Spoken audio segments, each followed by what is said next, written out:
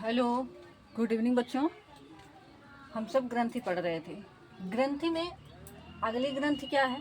पहले हम पीनियल ग्रंथि पढ़ चुके हैं। पीनियल ग्रंथि क्या है? पीनियल ग्रंथि सबसे छोटी ग्रंथि होती है और पीनियल ग्रंथि को जैविक घड़ी भी कहते हैं। ठीक। अब दूसरा ग्रंथि है हाइपोथैलेमस ग्रंथि। क्या है? हाइपोथैलेमस ग्रंथि। यह अग्र मस्तिष्क का भाग होता है। यह अग्र मस्तिष्क का भाग होता है।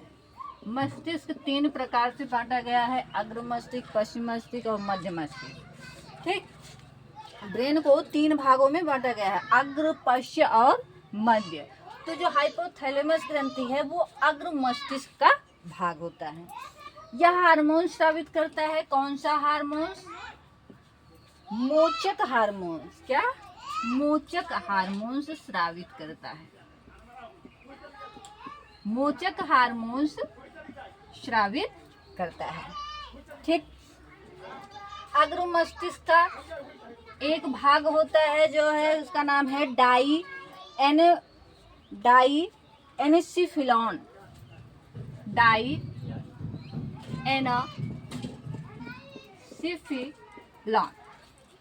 सिफेलॉन।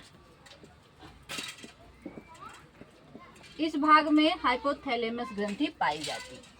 मस्तिष्क का अग्रभाग और अग्रभाग में एक भाग है डाइएनसिफिलॉन, जो जहाँ पे हाइपोथैलेमस ग्रंथि पाई जाती है। ठीक। यह 2 प्रकार से एज ए ब्रेन, यानी ब्रेन के रूप में कैसा कार्य करती है? As a brain.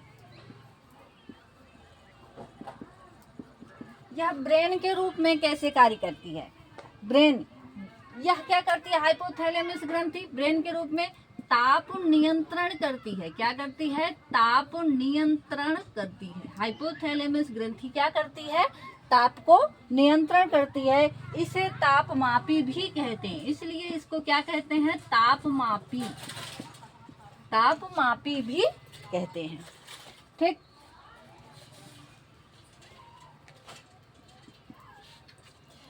और आगे है, अपने शरीर में यह पसीने का केंद्र होता है। हाइपोथैलेमस क्या करते हैं? पसीने का केंद्र होता है।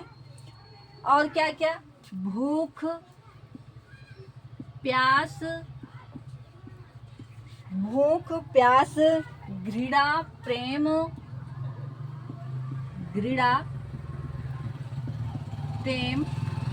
भूख, प्यास, घृणा, प्रेम, प्रसन्नता,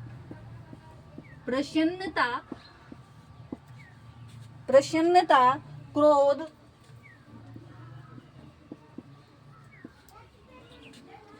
भावनाएं, प्रसन्नता, भावनाएं,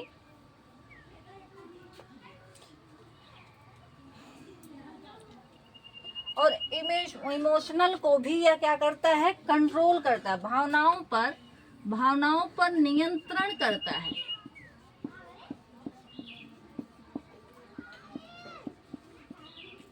अगर किसी से घृणा हो रहा है, प्रेम हो रहा है, प्रसन्नता, किसी से खुशी मिल रही है, क्रोध हो रहा है, तो यह हाइपोथैलेमस ग्रंथि में जो हार्मोन स्रावित होता है उसके कारण ये सब होता है। हार्मोन ये हाइपोथैलेमस ग्रंथि क्या करता है? ताप का नियंत्रण करता है। उसके बाद भूख, प्यास, घृणा, प्रेम, प्रसन्नता, क्रोध, भावनाओं पर नियंत्रण करता है। ठीक। इसको इमोशनल ग्रंथि भी बोलते हैं। क्या समझ में आया? एक बार देख लीजिए फिर से। हाइपोथैलेमस ग्रंथि अग्र मस्तिष्क का वह भाग जहां डाइएनसिफिलॉन भाग में हाइपोथैलेमस होता है। ठीक। यह मोचक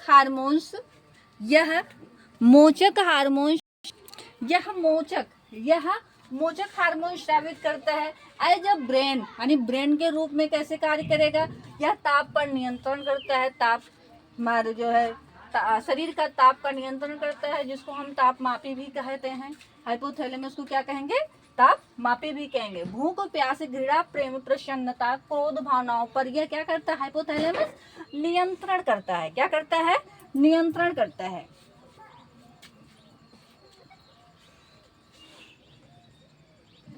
हाइपोथैलेमस ग्रंथि भूख, प्यास, घृणा, प्रेम, प्रसन्नता, क्रोध आदि की भावनाओं पर क्या करता है? नियंत्रण करता है। कब हमें भूख लगेगी, कब हमें प्यास लगेगी, ये सब कौन करेगा? हाइपोथैलेमस करेगा। ठीक, कब किससे हमें प्रेम होगा, किससे हमें घृणा होगी, क्रोध कब होगा, ये सब कौन नियंत्रण करेगा? हाइपोथैलेमस ग्रंथि नियंत्रण करता है। या एज ए ब्रेन के रूप में और एज ए ग्लैंड यानी ग्रंथि के रूप में कैसे काम करेगा? एज ए ग्लैंड यानी ग्रंथि के रूप में क्या कार्य करती है? पीयूष ग्रंथि से जो हार्मोन्स का स्रावण होता है, पीयूष ग्रंथि से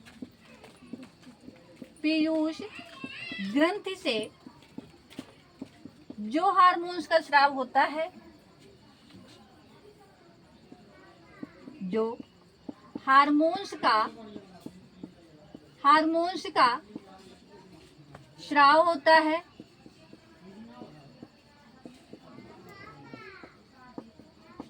उस हार्मोन्स पर नियंत्रण करते हैं, उस हार्मोन्स पर नियंत्रण करता है, उस हार्मोन्स पर नियंत्रण करता है।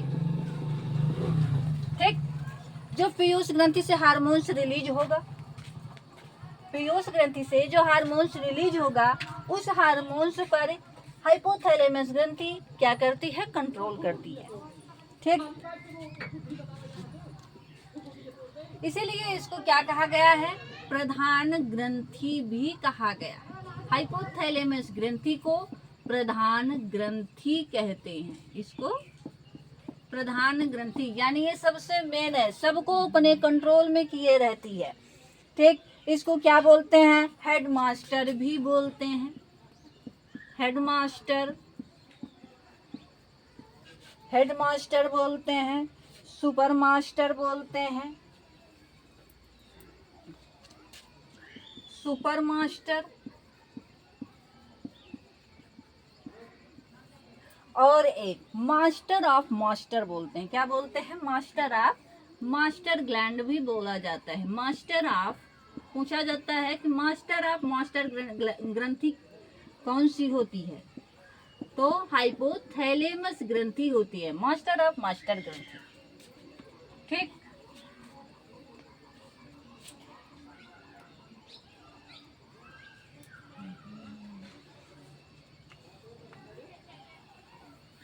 फिर से एज ए ग्लैंड के रूप में कौन सा कार्य करेगी? या पीयूष के अंदर से जो हार्मोन्स रिलीज होगा, उस हार्मोन्स पर नियंत्रण करेगी। उसके बाद इसको क्या कहेंगे? प्रधान ग्रंथि भी कह, क्योंकि ये सबको नियंत्रण कर रही है।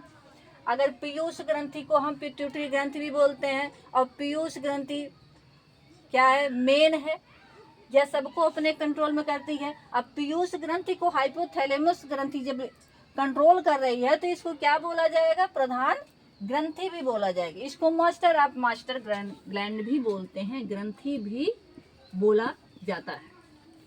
ठीक, हेडमास्टर भी बोलते हैं, सुपर मास्टर बोलते हैं। और इसको अंतःस्रावी जो नियंत्रण होता है, इसका सर्वोच्च कमांडर, इसको क्या कहते हैं? सर्वोच्च कमांडर भी बोलते हैं। सर्वोच्च कमांडर भी कहते हैं। ठीक, हाइपोथैलेमस ग्रंथि। कल हमने बताया ग्रंथि 10। सबसे पहले पीनियल ग्रंथि, फिर हाइपोथैलेमस ग्रंथि, पीयूष ग्रंथि। ये तीनों ग्रंथियां ब्रेन में उपस्थित होती हैं, यानी मस्तिष्क में होती हैं। पीनियल ग्रंथि सबसे छोटी ग्रंथि है, जिसको हम जैविक घड़ी भी बोलते हैं। कब हमें भूख लगेगी, कब हम यानी नींद को नियंत्रण करते हैं, कब हम जागेंगे, कब सोएंगे, कब खाना खाएंगे, कब क्या करेंगे, वो कौन सा? जैविक घड़ी करती है। जैविक घड़ी किसको बोलेंगे? पीनियल ग्रंथि को कहते हैं। फिर उसके बाद हाइपोथैलेमस ग्रंथि हो गया। हाइपोथैलेमस ग्रंथि यह अग्र मस्तिष्क का भाग है। डाइएनासिफेलॉन भाग में हाइपोथैलेमस ग्रंथि होता है। यह मोचक हार्मोन स्रावित करता है। आइजिक ग्लैंड के रूप में यह पीयूष ग्रंथि को हार्मोन्स जो निकलता है पीयूष ग्रंथि से, उसको नियंत्रण करता है। और एज ए ब्रेन के रूप में क्या करेगी, भूख, प्यास, घृणा, प्रेम, प्रसन्नता और ताप पर नियंत्रण करेगी। ठीक, अब अगला है, कल है पीयूष ग्रंथि। कल हम क्या पढ़ाएंगे, पीयूष ग्रंथि पढ़ाएंगे।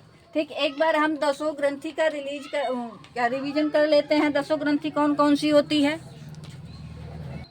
अंतःस्रावी ग्रंथियां 10 होती हैं। एक बार फिर से हम लोग रिवीजन कर लेते हैं। सबसे पहले है पीनियल ग्रंथि। कौन सा है, पीनियल ग्रंथि। उसके बाद दूसरे नंबर पर आता है हाइपोथैलेमस ग्रंथि। तीसरे नंबर पे आता है पीयूष ग्रंथि, जिसको हम पिट्यूटरी ग्लैंड भी बोलते हैं, पीयूष ग्रंथि।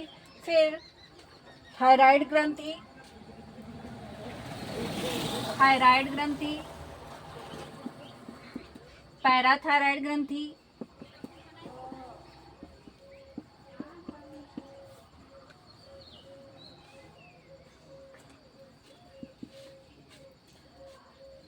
उसके बाद थाइमस ग्रंथि,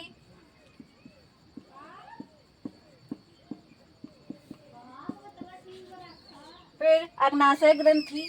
अग्नाशय ग्रंथि को हम लोग जानते हैं मिश्रित ग्रंथि भी बोलते हैं, लेकिन यह शारीरिक रूप में भी सहायता करती है।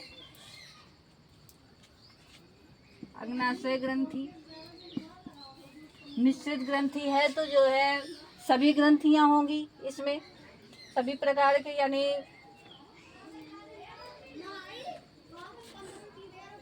अंतःस्रावी ग्रंथि भी होगी, बाह्यस्रावी ग्रंथि भी होगी, मिश्रित ग्रंथि, या तीनों ग्रंथि में होगा, ग्रंथियों का काम करेगा। उसके बाद अधिवृक्क है, अधिवृक्क, फिर अंडाशय, अंडाशय, उसके बाद वृषण। ठीक, 10 हो गया।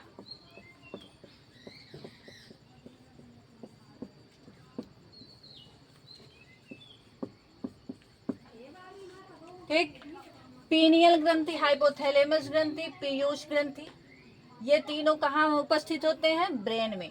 थायराइड ग्रंथि गले में, और पैराथायराइड थायराइड ग्रंथि के पीछे होती है। थाइमस ग्रंथि छाती में होती है। अग्नाशय ग्रंथि छोटी आंत और अमाशय के बीच में होती है। अधिवृक्क किडनी के ऊपरी सतह पर पाया जाता है। अंडाशय कमर के नीचे, वृषण भी कमर के नीचे ही पाया जाता है।